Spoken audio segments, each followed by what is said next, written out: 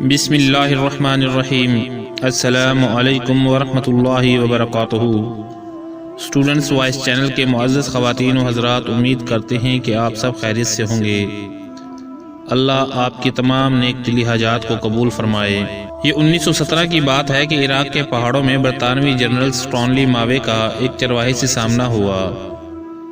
General چرواہے کی طرف متوجہ ہوئے اور اپنے مترجم سے کہا کہ ان سے کہہ دو کہ جنرل تمہیں 1 پاؤنڈ دے گا، بدلے میں تمہیں اپنے کتے کو ذبح کرنا ہوگا۔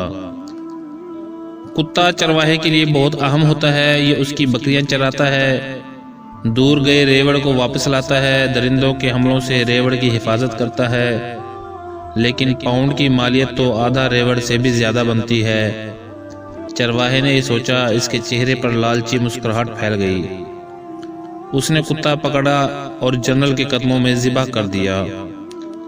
جنرل نے چرواہے سے کہا، اگر تم اس کی کھال بھی اتار دو، میں تمہیں 1 اور پاؤنڈ دینے کو تیار ہوں۔ چرواہے نے خوشی خوشی کتے کی کھال بھی اتار دی۔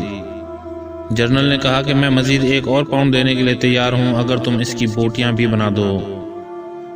چرواہے نے فوری یہ آفر بھی قبول کر لی۔ جنرل چرواہے کو 3 پاؤنڈ دے کر چلتا بنا۔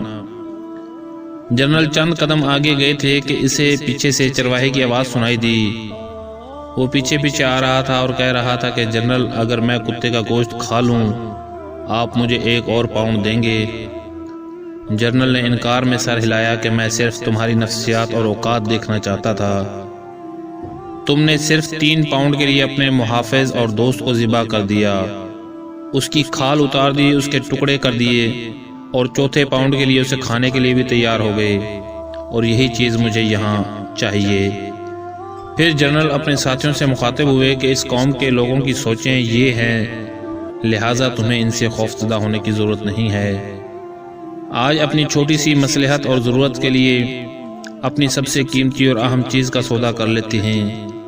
اللہ ہمیں ایسی عادت سے محفوظ فرمائے۔ والسلام ورحمۃ اللہ وبرکاتہ۔